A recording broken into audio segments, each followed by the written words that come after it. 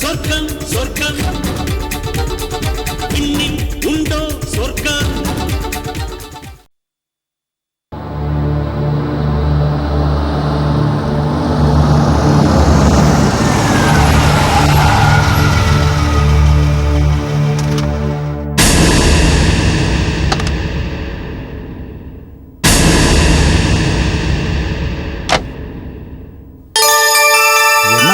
இங்கே நின்றுட்டு இருக்கீங்க? அது வந்து மாமா, அது நான் உங்களை ரொம்ப தவறாக நினச்சிட்டேன். மனசில் வச்சுக்காதீங்க. வாங்க போகலாம். வண்டி இருக்கா? வண்டி எடுத்துகிட்டு வாங்க, போகலாம் போகலாம். சரி மாமா.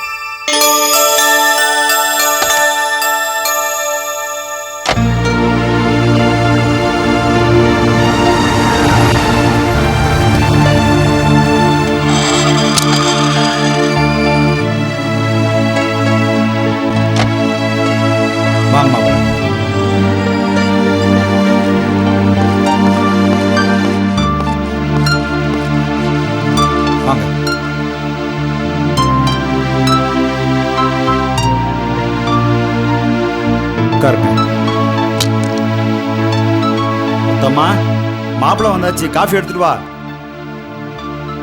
மாப்பிள்ள, உங்க மேல உள்ள அளவுக்கு அதிகமான அன்புல தான் நான் இப்படியெல்லாம் பேசிட்டேன். எனக்குன்னு சொல்லிக்கிறது இந்த உலகத்துல உங்களையும் என் பேத்தையும் விட்டா வேற யார் இருக்கா மாப்பிள்ள?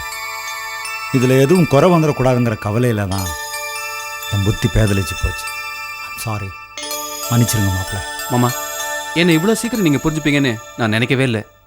அந்த கடவுள் தான் உங்கள் மனசை மாற்றிருக்காரு. கடவுள் இல்லை மாப்பிள்ள, அந்த வசுந்தராதாஸ் இங்கே வந்து அவர் என்னை விரும்பலை, நான் தான் அவரை விரும்பினேன்னு எல்லாத்தையும் சொல்லிட்டு போயிட்டா. வசுந்தராதாஸ் இங்கே வந்தாளா? வந்தா மாப்பிள்ள, நேரில் வந்து எல்லாத்தையும் சொல்லிட்டு தான் சொந்த ஊருக்கே போய் செட்டில் ஆகிட போகிறேன்னு சொல்லிட்டா. அப்போவே ஜோசியக்காரன் சொன்னான், உங்கள் கிரகங்கள்லாம் சரியில்லை, உங்கள் குடும்பத்தில் விரிசல் வரும்னு. நம்ம குடும்பத்தில் எங்கே விரிசல் வரப்போது அவன் ஏதோ சொல்கிறான்னு நினச்சேன். கடைசியில் அவன் சொன்ன மாதிரியே ஆயிடுச்சு. ஏதோ என் கெட்ட நேரம் தான் இப்படியெல்லாம் ஆட்டி படைச்சிருச்சு. வசுந்தராதாஸ் வந்தாளா? அது எப்படி? அது நான் மொட்டை கடிதாசி தானே எழுதினேன். எப்படி உருவமாக வர முடியும்? அவள் மட்டும் வரலன்னா நமக்குள்ள பெரிய பிளவே வந்திருக்கும். நான் உங்களை திட்டினது அந்த கடவுளுக்கே பொறுக்கலை. முத வேலையா என் சொத்தை புறா உங்கள் பேருக்கு மாற்ற போகிறேன். நீங்கள் தானே வாரிசு. என்னது வாரிசா? இருக்கட்டுமாம்மா, இப்போ என்ன அவசரம்? இல்லை மாப்பிள்ள, இனிமேலும் லேட் பண்ணக்கூடாது. எனக்கும் வயசாகுது, புத்தி தடுமாறுது. எதையுமே காலகாலத்தில் செய்கிறது தானே நல்லது. நல்லா யோசிச்சு செய்யுங்க மாமா.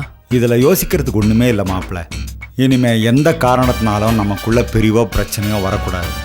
இருங்க, முதல்ல என் பொண்ணு படத்தை அதே இடத்துல மாட்டி வச்சுட்டு வந்துடுறேன்.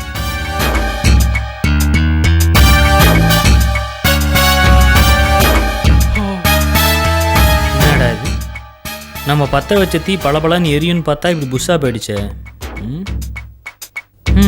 வேறு ஏதாவது ட்ரை பண்ணலாம். Good morning Ramu. வாடா ரவி, வா வா வா, உக்காரு. என்னடா ஓ மாமனார் பாசத்தை பொழிதார் உங்ககிட்ட? எப்படியோ பிரச்சனை தீர்ந்துடுறா. எப்படி? கடவுளா பார்த்து அந்த வசுந்தராதாஸ் அனுப்பி உண்மையை சொல்ல வச்சிட்டாரு. வசுந்தராதாஸ் வந்தாளா?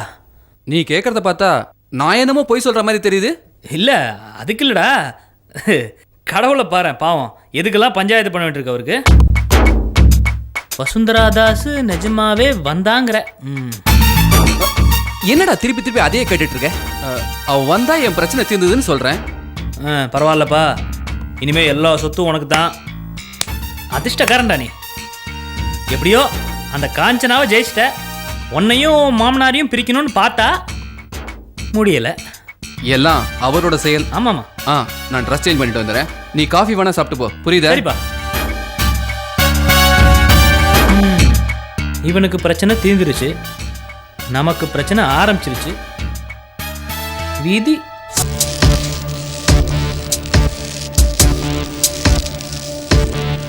சார் சார் என்ன? நீங்கள் கூப்பிட்டுருந்தீங்க. சரி, லோனுக்கு அப்ளை பண்ணியிருந்தேனே, அதில் மேடம் சிக்னேச்சர் பண்ணாங்களா? தெரியலையே சார். போய் முதல்ல அதை தெரிஞ்சுட்டு வா.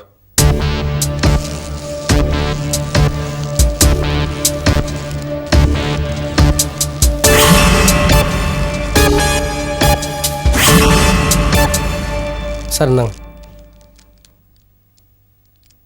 யோ, இது நான் எழுதி கொடுத்ததுயா, திருப்பி எங்கிட்டே கொண்டு வந்து கொடுக்குற? மேடம் ஏதோ எழுதியிருக்காங்க.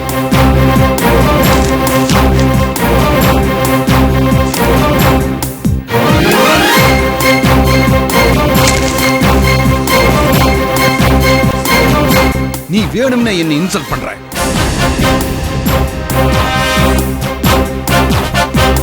ஒரு சீனியர் ஸ்டாஃபுக்கு salary அட்வான்ஸ் வாங்க தகுதி இல்லையா?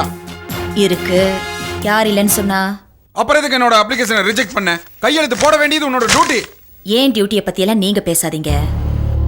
நீங்க வாங்குற அரை சம்பளத்துக்கெல்லாம் நான் கையெழுத்து போட முடியாது. வர்ற சம்பளம் பத்தலங்கிறதுக்காக தான் அட்வான்ஸ் கேட்கறேன். அதுக்கு கம்பெனி எப்படி பொறுப்பாக முடியும்? அந்த அரை சம்பளம் வாங்குறதுக்கு நீதான் காரணம். நானா? நல்ல கதையா இருக்கே. நானும் உங்களை சீட்டு பிடிக்க சொன்னேன். 1 lakh கடன் முடியற வரைக்கும் என் சம்பளத்துல பாதி புடிச்சுக்கோங்கன்னு நீங்க தானே சிவராமனுக்கு எழுதி கொடுத்தீங்க. சத்தம் போட்டு பேசாதீங்க. உங்க பேமெண்ட்ல பாதி கட்டா இருக்கு. அப்புறம் எதை நம்பி அட்வான்ஸ் கொடுக்கறது?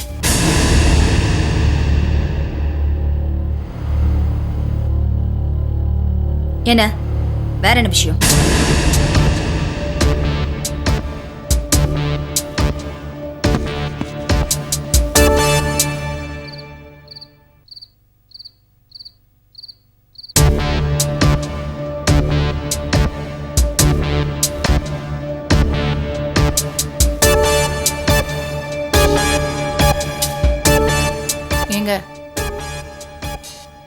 உங்களதான்.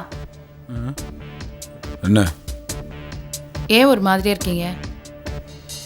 ஒன்னும் இல்ல. நந்தினி 2 நாளா ஸ்கூலுக்கு போல தெரியுமா? ஏன்? என்ன ஏன்? அன்னைக்கு நீங்க அவளை திட்டினீங்கல்ல, மறந்து போச்சா? எனக்கு இருக்கிற பிரச்சனையில இதெல்லாம் ஞாபகம் வச்சிட்டு இருக்க முடியுமா? எதுக்கு எடுத்தாலும் இப்படி வள்ளு வள்ளுன்னு விழுந்தா எப்படி விஷயத்தை சொல்ல முடியும்? ஃபீஸ் கட்டாம நந்தினி ஸ்கூலுக்கு வர வேண்டாம்னு பிரின்சிபால் சொல்லிட்டாங்களாம். எப்படி அவங்க சொல்லுவாங்க? இத்தனை வருஷமா ஒழுங்கா தானே ஃபீஸ் கட்டிட்டு இருந்தோம்.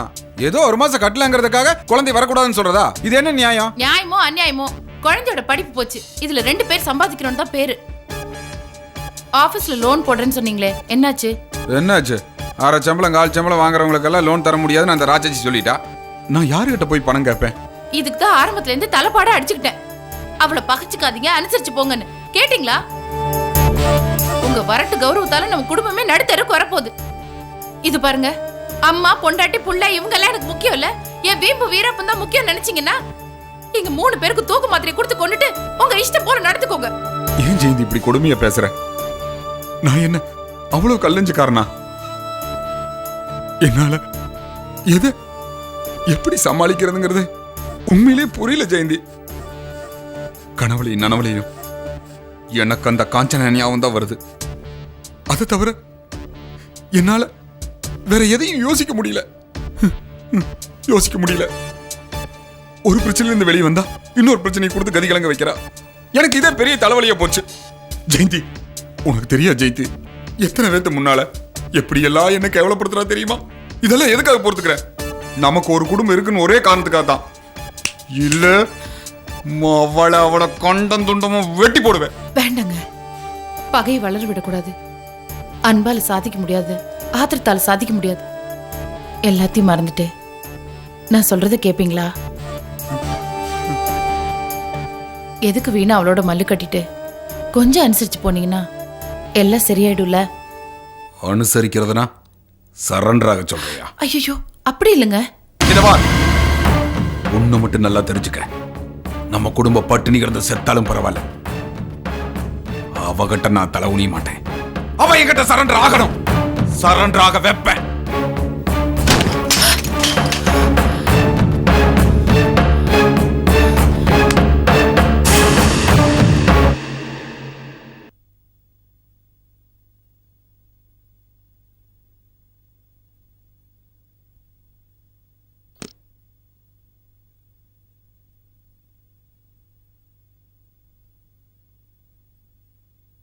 ஏய் இன்னும் ரெடி ஆகலையா? அட பேங்க் போகலையா? உன்னைத்தான் கேட்குற காதில் விழலையா? வேலைக்கு போய் நான் என்ன பண்ண போறேன்? இந்த குடும்பத்தை பத்தி வேற யாருக்கும் எந்த கவலையும் இல்ல. நான் மட்டும் இதுக்காக வேலைக்கு போகணும்? ஓ வீட்டுக்குள்ள எனக்கு போட்டியா பண்ணிட்டு இருக்க? இல்லையே, எனக்கு வேலைக்கு போக பிடிக்கல, போல. ஆமா, என்ன பெரிய வேலை? ஒரு குழந்தைய படிக்க வைக்க முடியாத வேலைக்கு போனா என்ன, போலன்னா என்ன? ஓ அந்த அளவுக்கு ஆளாயிட்டியா நீ? இந்த அளவுக்கு நீங்க துணிச்சதுக்கு அப்புறம் நான் துணியறதுல எந்த தப்பும் இல்ல. குழந்தையோட படிப்பு கெடுதுன்னு சொல்றேன். பொறுப்பு இல்லாம நடந்துக்கிற ஆம்பளை கிட்ட வேற என்ன பேச முடியும்? எப்படி பொறுப்பு இல்லாம நடந்துக்கிற சொல்லு? தகப்பங்கிற பொறுப்பு உங்களுக்கு கொஞ்சமா தெரிஞ்சிருந்தா இப்படி ஏனோ தானே நடந்துப்பீங்களா? என்ன ஏனோ தானே நடந்துக்கிற சொல்லு? நமக்கு குழந்தைன்னு ஆனதுக்கு அப்புறம் நம்மளோட கவனம் கௌரவம் எல்லாம் அதை நல்ல விதமா வளர்த்து ஆளாக்குறதுல இருக்கணும். நம்மளோட வரட்டு கௌரவத்தினால அதனோட வாழ்க்கையை எட்டடிக்க விட முடியுமா? இப்ப நீ என்ன பொறுப்பு இல்லாம பேசுற? எதையாவது பேசி அந்த காஞ்சனா கிட்ட பணிஞ்சு போக சொல்றியா? இத பார், என் குழந்தை பள்ளிக்கூட போகாட்டியும் பரவாயில்ல, அந்த காஞ்சனா கிட்ட நான் பணிஞ்சு போக மாட்டேன். அத நல்லா தெரிஞ்சுக்க.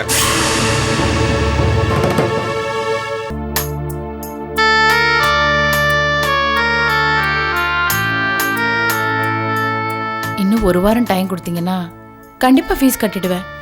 இந்த தடவை லேட் ஆனதுக்கு மன்னிக்கணும். நல்லா யோசனை பண்ணி பாருங்க. ஆல்ரெடி 15 டேஸ் டைம் கொடுத்தாச்சு. அப்போ குழந்தைய நாங்களா வீட்டுக்கு அனுப்பல. ஸ்கூல் முறைப்படி குழந்தைய வராண்டால நிக்க வச்சிருக்காங்க. வெளியில நிக்கிறத விட வீட்டுல இருக்கிறதே பரவாயில்லன்னு நீங்க தான் கூட்டிட்டு போனதா டீச்சர் சொன்னாங்க. மத்த குழந்தைங்களுக்கு முன்னாடி அவ வெளியில நிக்கிறாளேங்கிற வேதனையில கூட்டிட்டு போயிட்டேன். பனிஷ் பண்ணதுக்காக வருத்தப்படுற நீங்க ஃபீஸுக்கே லேட் பண்றீங்க. ஃபீஸ் கட்டாதது எங்க தப்புதான். வேணா அவளுக்கு பதிலா நான் வெரண்டால நிக்கிறேன். மத்த குழந்தைங்களுக்கு முன்னாடி அவ வெராண்டால நின்னான்னா அவ மனசுல ஒரு தாழ்வு மனப்பான்மை உண்டாயிடும். அதுவே அவ எதிர்காலத்தை பாதிச்சிடும். அதனால்தான்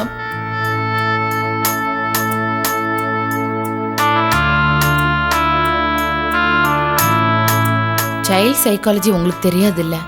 இந்த வயசுல மனசுல பதியறதுதான் அவங்களோட வாழ்க்கையே தீர்மானிக்கும். அதுலயும் இவ ரொம்ப ஷார்ப். ப்ராக்ரஸ் ரிப்போர்ட்டை பாருங்களேன், கிளாஸ்லயே ஃபர்ஸ்ட் வந்திருக்கா. அதுக்காவது நீங்க கொஞ்சம் டைம் எக்ஸ்டெண்ட் பண்ணக்கூடாதா? அம்மாங்கிற முறையில உங்களோட தவிப்பு எனக்கு நல்லா புரியுது. நீங்க ஒண்ணு பண்ணலாமே. இந்த மாதிரி நல்லா படிக்கிற குழந்தைகளுக்கு உதவி பண்றதுக்காகவே நிறைய தர்ம ஸ்தாபனங்கள் இருக்கு. நீங்க அங்க போய் உதவி கேட்கலாமே.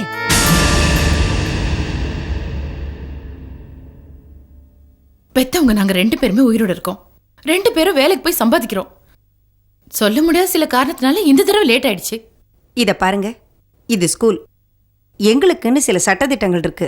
ஏதோ சில சலுகைகளை கொடுக்கலாமே தவிர எங்க சட்டதிட்டங்களை மீற முடியாது. எங்களுக்கு எல்லா குழந்தைங்களும் ஒண்ணுதான். ஏற்கனவே நிறைய டைம் கொடுத்தாச்சு, இனிமே கொடுக்க முடியாது. சாரி.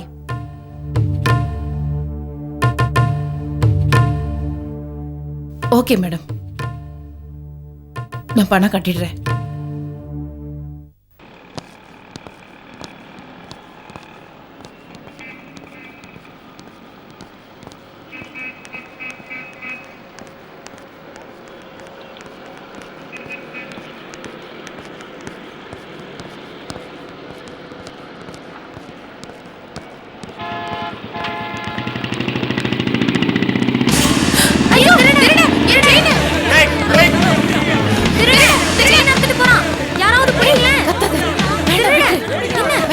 என்னம்மா என்னாச்சு? சார், ஜெயந்தியோட செயின் அறுத்துட்டு ஒருத்தன் வண்டியில போயிட்டு இருக்கான் சார். இருங்கம்மா, போலீஸ்க்கு உடனே ஃபோன் பண்ணிடலாம். சார் அதெல்லாம் வேண்டாம், பரவாயில்ல விட்டுருங்க. என்னம்மா அது, பட்ட பகல்ல ஒருத்தன் செயின் அறுத்துட்டு போறான், போலீஸ்க்கு ஃபோன் பண்ண வேணாங்கறீங்க? போலீஸ்க்கெல்லாம் வேண்டாம் சார், பரவாயில்ல விட்டுருங்க. என்னடி நீ பவுன் விக்கிற விலையில செயினை பறி கொடுத்துட்டு போலீஸ்க்கு சொல்ல வேண்டாங்கற? இல்ல அது வேண்டாம் ப்ளீஸ். என்னாச்சு? Any problem? சார், ஜெயந்தியோட செயின் அறுத்துட்டு ஒருத்தன் வண்டியில போயிட்டு இருக்கான் சார். யாரவன் விட்டுட்டீங்களா? போலீஸ் ஃபோன் பண்ணலையா? இல்ல சார், இவதான் போலீஸ்க்கு ஃபோன் பண்ண வேண்டாம்னு சொல்றா. என்னங்க வேண்டாங்க. ஏன்? போலீஸ்ல சொன்னா நமக்கு தான் அசிங்கம். இதுல என்ன இருக்கு? இல்ல அது என்ன? அது அது கவரிங் செயின்ங்க. கவரிங் நகையா? என்ன சொல்ற?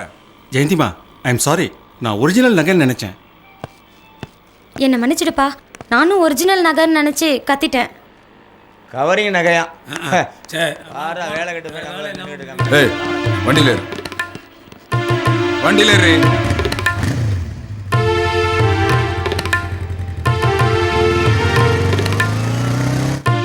மா மா என்னடா இவ என்ன காரியம் பண்ணிட்டு வந்திருக்கானுங்களே? என்னடா பண்ண? நகை அடமானம் வச்சு ஸ்கூல் ஃபீஸ் கட்டிட்டு கவரிங் நகை வாங்கி போட்டு வந்திருக்கா. இவளுக்கு என்ன தைரியம் இருந்தா இப்படி பண்ணிட்டு வருவா? எல்லாத்துக்கு முன்னாடி என் மானம் மரியாதை எல்லாம் போச்சு. வீட்டு ஆம்பளை ஒழுங்கா இருந்தா எதுக்கு மான மரியாதை போகுது? அப்போ எல்லாத்துக்கும் நான் தான் காரணம், அப்படித்தானே? பின்ன குழந்தைக்கு ஃபீஸ் கட்டலனாலும் பரவாயில்ல, அவ ஸ்கூலுக்கு போலனாலும் பரவாயில்ல, அத பத்தி எனக்கு கவலை இல்லைன்னு அலட்சியமா சொல்லிட்டீங்க. என்னால அப்படி இருக்க முடியலையே. ஸ்கூலுக்கு போய் ஒரு 2 நாள் டைம் கொடுங்க, ஃபீஸ் கட்டிடுறேன்னு கேட்டேன். அவங்க குழந்தைய படிக்க வைக்க கஷ்டமா இருந்தா ஏதாவது தர்மஸ்தாபனத்துல இருந்து பணம் வாங்கி கொடுங்கன்னு இறக்கமே எல்லாம் பேசுறாங்க. பெத்தவங்க நம்ம உயிரோட இருக்கும்போது நம்ம குழந்தைக்கு அனாதை மாதிரி பிச்சை எடுத்து படிக்க வைக்கிறதுல எனக்கு இஷ்டம் இல்ல.